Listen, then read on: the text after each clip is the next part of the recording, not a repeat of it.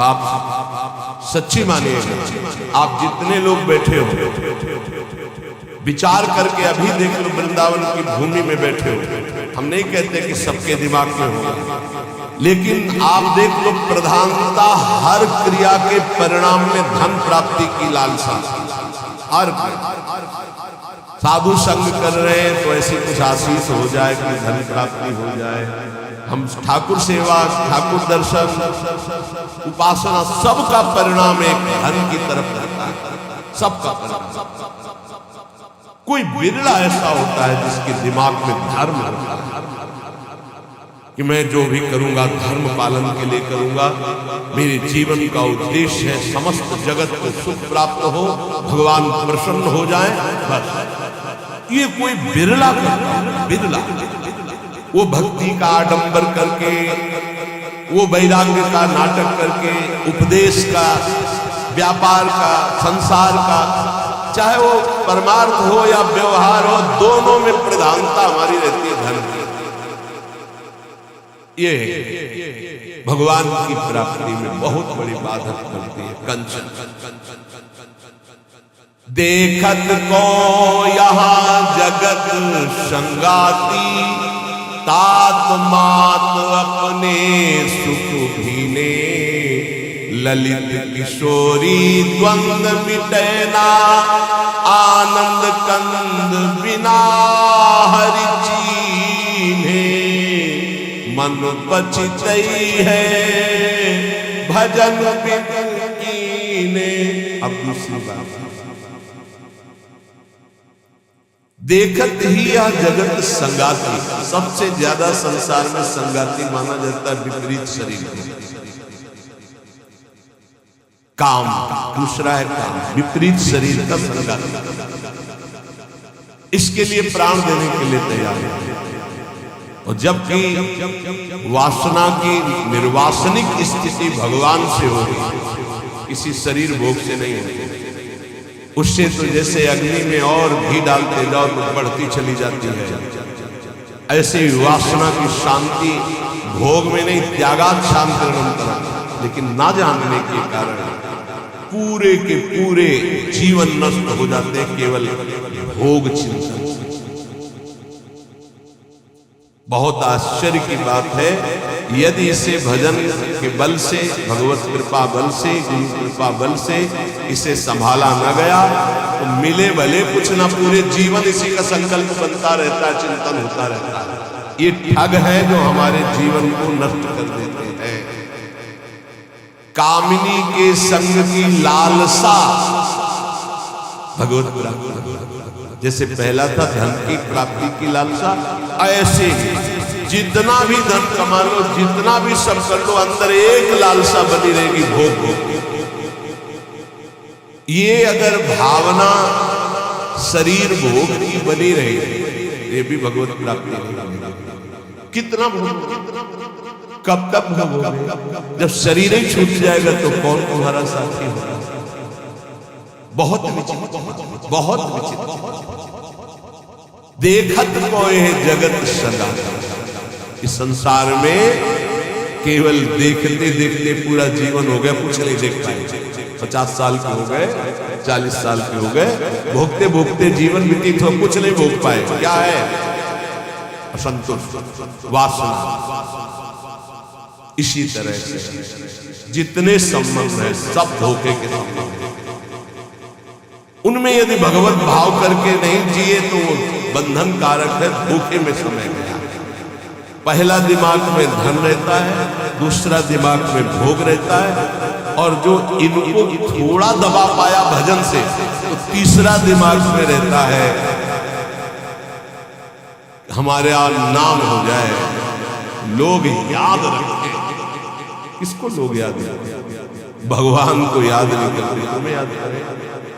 भगवान को नहीं याद करते, जिनके याद करने से कल्याण हो जाता है।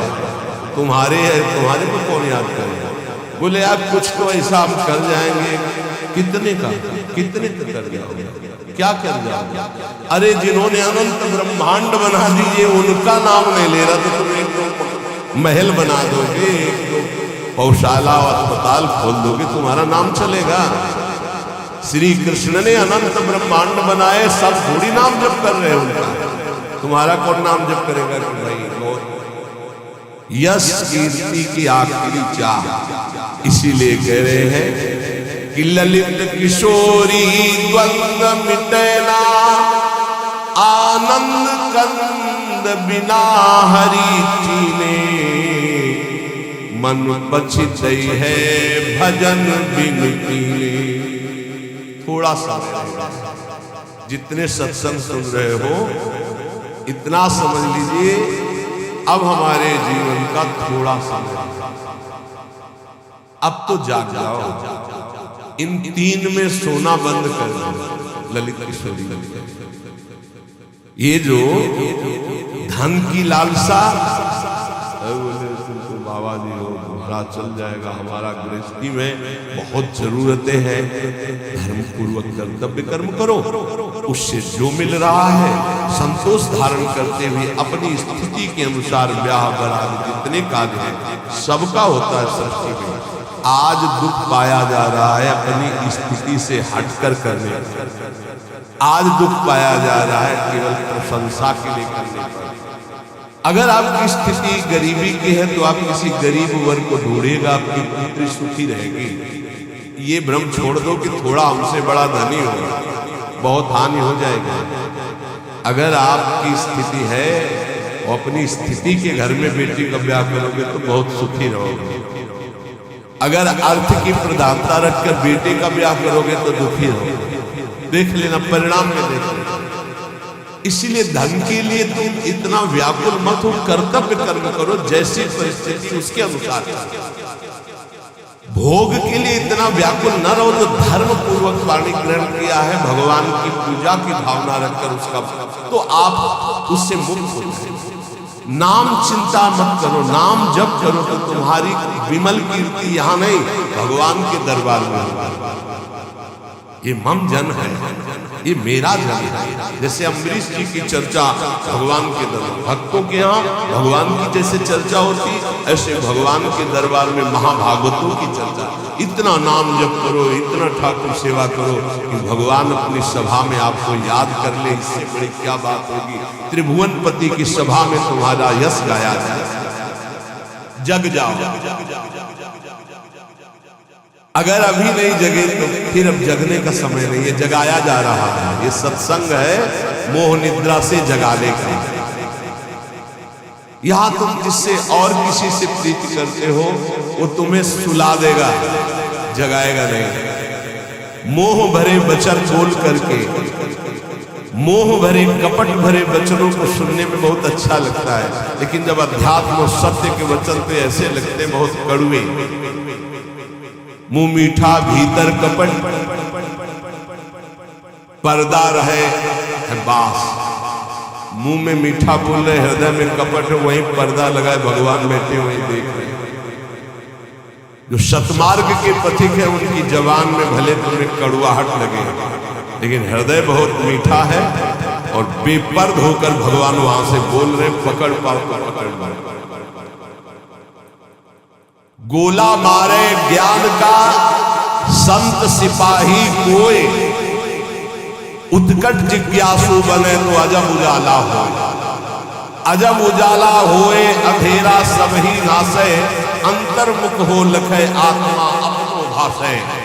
कहे निर्भयानंद होए जिज्ञासु भोला, जब संत मिले सिपाही तो ज्ञान का मारे गोला। अगर भगवान का पार्षद कोई संत जो विशुद्ध स्थिति में है, उसके वचन क्या करते हो? गोला का काम करते हो। बोले ऐसा ज्ञान का गोला माला कि काम क्रोध लोभ मोह मद मत्सर सब मर गए और दिव्य प्रकाश हो गया है। गोला मारे ज्ञान का संत सिपाही कोई, उत्कट जिज्ञासु बने अजब उजाला। अगर संत वचन सुन लिए तो अमोघस से खाली नहीं जाते हैं, ये तुम्हारे जीवन का परिवर्तन कर देंगे। बस आपको जरूरत है उन शब्दों को पकड़ने की। जिस समय अंतर्मुखता बढ़ने लगे, आपको अपने दोस्त दिखाई देने लगे, जान लेना संत वचनों का प्रभाव शुरू हो गया है। अंतर्मुख हुए लखे अपने दोस्त दिखाई देने लगे। मेरे में ये कमी, मेरे में ये कमी, हे भगवान ये मेरी कमियां कैसे दूर होंगी? तो जान लो संत संग का प्रभाव आपके ऊपर पड़ रहा है। आत्मा अपनो भाषे, अपने आप से अपने स्वरूप का बोध प्रारंभ हो जाता है जब किसी सच्चे संत का संग मिलता है। पाता है निज आत्मा विषयन सो मन रोग, काम क्रोध के वेग की जो सही जावे धूप। संत संगी वही है जो काम क्रोध के वेग को सह जाए। काम आया सह गया, क्रोध आया सह गया। हमें देखते हैं कि काम क्रोध को सहने की तो वृत्ति साधक में है, लेकिन ईर्ष्या को सहने के शक्ति, वो जहां ईर्ष्या करता है, दूसरे से निंदा करने लगता है, तो फिर उसकी काम क्रोध की शक्ति बढ़ जाती है और वो सहन करने में असमर्थ हो जाता है। अहम मैं जितेंद्री हूं और ईर्ष्या दूसरे की उन्नति देखकर डा होना, जलन होना, जहां आया तो फिर वो वही परास्त हो गया जहां जीत रहा था। इसको पकड़ना। गुरु कृपा से काम और क्रोध पर विजय प्राप्त करने की योग्यता साधक में आ जाती है। बहुत शीतल हृदय होने लगता है, क्या है कुछ नहीं। और जहां उसके अंदर ये अहम आया और दूसरों को देखकर जलन होने लगी, अपने में अहम आने लगा, वही उसकी सामर्थ्य घट गई और वो उसी विषय के लिए रोने लगा। काम क्रोध आदि उसको परास्त करने लगे। समझना, इस बात में आध्यात्मिक चर्चा है जिससे आपको परम पद मिल जाएगा। आप अगर गुरु शरणागत है तो काम क्रोध आपके अंदर स्फुरित होंगे, परास्त नहीं कर सकते। चिंगारी की तरह स्फुरित होंगे, ज्वाला की तरह नहीं। पक्का समझ लो, दो बातें हैं यदि तुम काम क्रोध से परास्त हो जाते हो। पहला, आप गुरु आज्ञा का उल्लंघन करके कोई गंदी बात देख रहे हो, कोई गंदी बात कर रहे हो, कोई गंदी बात करने वाले लोगों का संग कर रहे हो। अगर ये नहीं तो फिर तुम काम विजयी होने का अहंकार करते हो। अन्यथा स्फुरणा होती है और शांत हो जाती है। उसी मार्ग से चले हुए अनुभव की बात है। हम किसी की दूसरी तर्क वाली बात नहीं मान सकते, छाती की बात मानते। ऐसे स्फुरण होता है और शांत हो जाता है, क्योंकि उसके लिए कोई चारा नहीं। धीरे धीरे स्फुरण भी बहुत कम होने लगता है। पर जहां देखा गया तो अपने में अहंकार आया कि मैं जितेंद्री, और जहां दूसरे की उन्नति से डाहा तो फिर वही उसको प्राप्त। चिंगारी को ज्वाला बनने में देर नहीं लगती। वो चिंगारी तब शांत होती जब भगवत साक्षात्कार हो जाता है, सूक्ष्म रूप से विकार। पता है निज आत्मा विषयन सो मन रोग। जब संत वचन रूपी प्रकाश आपके हृदय में हुआ तो ये जब पता हो गया कि तुम देह नहीं, भले अनुभव नहीं हुआ, अपने मन को विषय में जाने से रोको। बोले काम क्रोध के वेग की जो सही जावे झोंक। इनका धोखा आता है हवा का, जैसे धोखा, हवा का धोखा आवे, तूफान आवे, किसी पहाड़ का आश्रय ले लो, बच गया। छोटे मोटे पेड़ आदि का आश्रय मत लेना, नहीं टूट के गिर जाएंगे आपके ऊपर, वही मार देंगे। क्या करना है? पहाड़ का। पहाड़ कौन है? भगवान के प्रेमी महाभागवत जनों के वचन, या भगवान नाम, या भगवत लीला गुण कीर्तन। जहां कामादि दोषावे मजीरा उठा, राधा राधा राधा एक मत सुनो मन की, देख लो अभी साफ हो जाएगा गंदगी जो आई थी। या कोई संत के उपदेश सुनने, या भगवान की लीला गायन करने, प्रियालाल के जो ही प्यारो करे शुरू करो। और आज वह देखियो तो प्यारी, चले जाओ वहां तक 84 पदों का गायन पक्का। जब तुम्हें काम सतावे 84 जी का गायन शुरू कर देना, गायन। और अगर ना चला जाए तो हमसे बताना, ये निज अनुभव की बातें हैं। 84 जी का फल ही है भवजल निधि को नाव, काम पावक को पानी। जो सही जावे धोख, ये आंधी आती जाएंगे, टिकेंगे नहीं। आगमा पाइनो अनित्यास्ता भारत। जो सही जावे धोख यार, विक्षेप हटावे। निद्रा और आहार जुक्ति सो धीरे से घटावे। समझिए, काम क्रोध की झोंक आई तो कह रहे यार इस सह जाओ, भारी विक्षेप है, थोड़ी देर के लिए है, विचलित मत होना। विचलित वही होगा जो काम की खुराक रखे हुए है। खुराक क्या है? मोबाइल खोला, गंदी बात देख ली, या कोई अपने हाथ से गंदी क्रिया कर ली, या गंदे जनों का संग कर लिया। इससे क्या होगा? आप झोंक नहीं सह पाएंगे विकार। कह रहे हैं जो सही जावे झोंक यार विक्षेप हटावे। प्रभु के दर्शन में एक बाधा है, नहीं तो खुले टहल रहे हैं वृंदावन, यहाँ खुले टहल रहे, बस दृष्टि चाहिए। यार का तात्पर्य बहुत प्रेम भरा शब्द है। मित्र एक बार सह जाए इसकी झोंक को, आगे निकल जाएंगे। जो सही जावे झोंक यार विक्षेप हटावे। तो विक्षेप कैसे हटेगा? बोले निद्रा और आहार जुक्ति सो कछु धीरे से घटावे।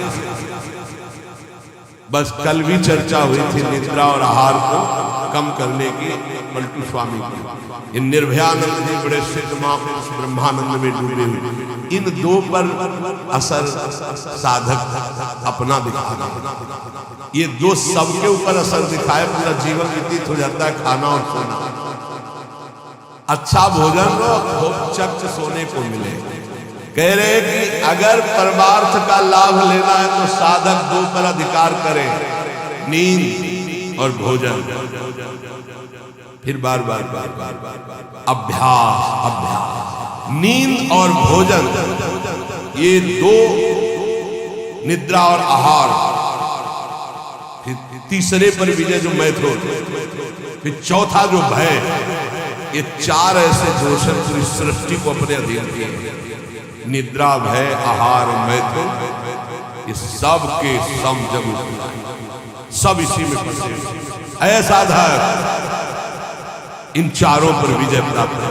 निद्रा, तब आहार पर आप संयम करें। बहुत बार आहार की चर्चा होती, भाई आहार को संभालिए। इसको बढ़ाते चले जाओ, एक एक कवल बढ़ता चला जाए। इसको घटाते चले जाओ, घटता चला जाए। 400 ग्राम में पूरे 24 घंटे शरीर का सम्यक मेहनत करते हुए पोषण हो जाएगा। 400 ग्राम।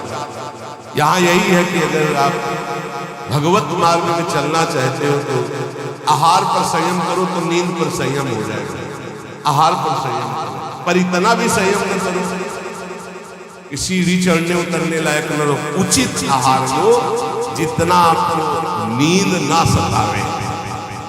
ये बहुत बड़ी सिद्धि है। अगर आप निद्रा और भोजन पर शासन नहीं किए तो काम और क्रोध पर शासन नहीं कर पाओगे, पक्का।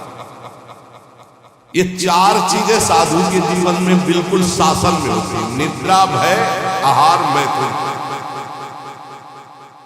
भय नहीं होता साधु को। साधु का मतलब होता भगवत मार्ग के पथिक, चाहे गृहस्थ हो चाहे विरक्त। और नींद पर बहुत शासन होता है और आहार पर बिल्कुल विजयी होता है। और वो मिथुन धर्म का त्यागी होता है, चाहे गृहस्थ हो चाहे विरक्त। अरे ऐसे ऐसे गृहस्थ हैं अपने ही पास है कि हम उनकी चरण वंदना करते हैं। वृंदावन में शपथ पूर्वक पति पत्नी कसम खाकर ब्रह्मचर्य से रहे। सच्ची कहते हैं, हृदय से साधु बनने पर भी पूरे जीवन डर रहा है। और वो पति पत्नी एक जगह रहकर के संयम से हैं, उनकी चरण वंदना करते हैं। चरण वंदना करते हैं। कोई भी जगत का महात्मा इस बात से डरता है कि संयोग न हो। वो संयोग में पड़े हैं, एक ही घर में रहते हैं, ज्यादा जगह नहीं तो हो सकता है तो एक ही आसन में रहते हैं, लेकिन बलिहारी कसम पूर्वक ब्रह्मचर्य। और यही नहीं, बाहर भी रहते हुए ऐसे शिष्य है, तब ये लगता है कि भगवान की कृपा अमोघ है, क्या नहीं कर सकते। और आप लोग को बैरागी निद्रा और आहार जुक्ति सो धीरे सो कछु घटा, धीरे धीरे घटाना चाहिए। नींद और आहार देखो संतों ने आख्या है, निद्रा और आहार जुक्ति सो कछु घटावे। कहे निर्भयानंद झूठे जाने सब नाता, विषय सो मन रोग आत्मा निज का पाता। जब समस्त विषयों पर विजय प्राप्त कर लेता है तो आत्मानंद का उसे अनुभव स्वयं होने लगता है। अष्ट सिद्धि नौ नित्य हमारी मुट्ठी में हरदम रहते। ये नाम जपा, ये संसारिक लाभ की तो बात जाने दो। अष्ट सिद्धि नौ निधि हमारी मुट्ठी में हरदम रहती, नहीं जवाहर सोना चांदी त्रिभुवन की संपत्ति चाहती। भावे ना दुनिया की बातें दिलवर की चर्चा सहती, ललित किशोरी पार लगावे माया की ये सरिता में। राधा राधा राधा सब सिद्धियां सब लावा जो नाम जापक अपने कर्तव्य को भगवान में समर्पित करता है वो कैसा सिद्ध महापुरुष हो जाता है। जगत गुरु भगवान श्री कृष्णचंद्र गीता जी में महापुरुष की स्थिति का वर्णन करते हैं। त्यक्त्वा कर्म फलासंगम, बहुत दिनों के बाद है, त्यक्त्वा कर्म फलासंगम नित्य तृप्तो निराश्रयः कर्मण्यभिप्रवृत्तोऽपि नैव किंचित् करोति सः। इसीलिए बीच बीच में रुक जाता है। बहुत स्थिति का ऊंचा वर्णन यहाँ और उसके लिए कुछ साधना चाहिए। जब तक अच्छी साधना नहीं होगी तो सिद्धावस्था को समझ पाना बड़ा कठिन होता है। और ये भगवान की वाणी ऐसे अर्थ पढ़ लेना तो अलग बात, उसको समझना। त्यक्त्वा कर्म फलासंगम नित्य तृप्तो निराश्रयः। देखो पहले एक शब्द में डूबा जाता है, शास्त्रों का मनन कैसे होता है। निराश्रयः, किसी का भी आश्रय नहीं। सिद्ध पुरुष कैसा होता है? निराश्रित, एकमात्र अपने स्वरूप में स्थित या भगवान में स्थित, सब अन्य आश्रय। और यहाँ एकमात्र भगवान का आश्रय नहीं और सब आश्रय। देख लो अंदर सिद्ध पुरुष कैसा होता है? नित्य तृप्तो, कभी कोई चाह ही नहीं होती। जैसे गले तक छका हो फिर उसको कुछ भी, नित्य तृप्त। त्यक्त्वा कर्म फलासंगम, किसी भी कर्म की कोई भी फल की आशा नहीं। कर्मण्यभिप्रवृत्तोऽपि नैव किंचित् करोति सः, अच्छी तरह कर्म करता हुआ भी वो किसी कर्म का कुछ फल नहीं चाहता। स्वाभाविक केवल भगवत प्रेरणा से कर्म हो रहे, उनके कोई फल की इच्छा नहीं, क्योंकि जो सब कर्मों का परम फल है वो भगवान का साक्षात्कार उनको प्राप्त हो गया। ये सिद्ध पुरुष के लिए श्लोक गाया गया है। जो कर्म और कर्म फल की आसक्ति का त्याग करके सब आश्रयों से रहित सदा तृप्त रहता है, फिर भी वो अच्छी तरह शास्त्राज्ञा के अनुसार कर्म करता है, पर किसी भी कर्म फल की कोई आकांक्षा नहीं है, वो सिद्ध हुआ पुरुष कहा जाता है। श्री भगवान कह रहे हैं। लेकिन यहाँ उल्टा है। अगर हम कोई भी कर्म करेंगे तो पहले हमारा जो सोच होगी वो उसके फल पे होगी। ये सोच नहीं होगी कि हमारा धर्म है इसका पालन करना। कोई भी कर्म बिना फल की आकांक्षा के आप शुरू ही नहीं कर सकते। सोचो, सोचना जरा। कोई भी कर्म करेंगे तो इसका फल क्या होगा? ये हम साधक के लिए कह रहे हैं। जो विषयी है वो नहीं सोचते, जो सिद्ध है वो नहीं सोचते। दोनों बात समझ। जो विषयी है वो नहीं सोचते कि इसका परिणाम क्या होगा, जेल मिलेगी कि दुर्गति होगी कि नरक जाएंगे कि शरीर नष्ट हो जाएगा, ये कुछ नहीं सोचते। जो सिद्ध है वो पूर्ण तृप्त है, इसलिए केवल शास्त्र सम्मत कर्म करते हैं। वो फल की आकांक्षा या फल की सोच ही नहीं रखते। जो बीच में है, ना पूरे विषयी है ना पूरे साधक है, वो पहले फल सोचते हैं। परिक्रमा का क्या फल होगा, सत्संग का क्या फल होगा, यह करेंगे इसका फल क्या होगा। फल पर दृष्टि रखने वाला अध्यात्म को धारण नहीं कर पाता। भगवान कह रहे कर्मण्येवाधिकार से, तुम कर्म से केवल अपना अधिकार रखो, फल के ऊपर नहीं। फल में सुख दुखे समय कृत्वा लाभा लाभो जया जयो, जय या पराजय, लाभ या हानि, सुख या दुख, इसमें समान भाव रखो। यह अध्यात्म, और ये तो सिद्ध पुरुष का लक्षण। अब यहां ध्यान देना है, मैं कर्म करता हूं, ये कर्म मेरे लिए है और इसका अमुक फल मिलेगा, ऐसी जन साधारण साधक की स्थिति रहती है। ये उसके बंधन का कारक है, चाहे जितना बड़ा कर्म कर ले। ध्यान से सुन रहे, गीता जी है। ये मैं कर्म कर रहा हूं, इस कर्म का मेरा ये फल होगा। वो कर्म फल का और कर्म कर्ता बनने के कारण चाहे जितना ऊंचा कर्म करे वो बंधा ही रहेगा, मुक्त नहीं होगा। भले शुभ कर्म किया तो देवलोक जा, तपलोक जा, और आना तुझे मृत्यु लोक नहीं पड़ेगा। लेकिन जो सिद्ध महापुरुष होता है, परिक्रम स्वाभाविक, उसको कोई लक्ष्य नहीं कि इसका फल क्या होगा। अच्छा, अटल्ला चौकी से मुड़ गया उधर, पूरी नहीं हुई, कोई उसको शोक नहीं है, ना कोई लाभ है ना कोई हानि है, स्वाभाविक कर्म हो रहा है। क्यों? क्योंकि उसने अपनी इंद्रियों को, अपने मन को अधीन करके परमात्मा तत्व की स्थिति प्राप्त की। अगर इंद्रियां और मन पर विजय प्राप्त नहीं की तो जीवन मुक्त होते हुए भी दुर्गति को प्राप्त होगा। आत्मा जीवन मुक्त ही है, उसको कोई नहीं बांधा। इंद्रियां और मन बंधे होने के कारण आत्मस्वरूप जो जीवन मुक्त है उसको भोगना पड़ रहा है। बहुत ध्यान देने का विषय है। आत्मा को शुद्ध करने की जरूरत नहीं, परम शुद्ध है। आत्मा को मुक्त करने की जरूरत नहीं, परम मुक्त है। तो बंधा कौन है? इंद्रियों और मन में तुम्हारी तन्मयता, इंद्रियां मन विषय भोगों में। जैसे राजा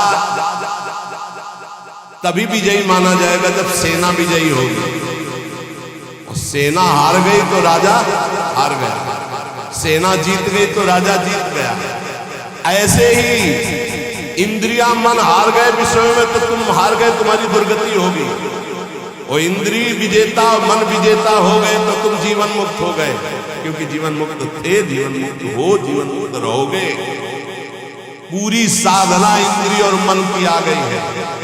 इंद्रिय और मन को भोगों से हटाकर प्रभु में स्थित करना तो विजयी।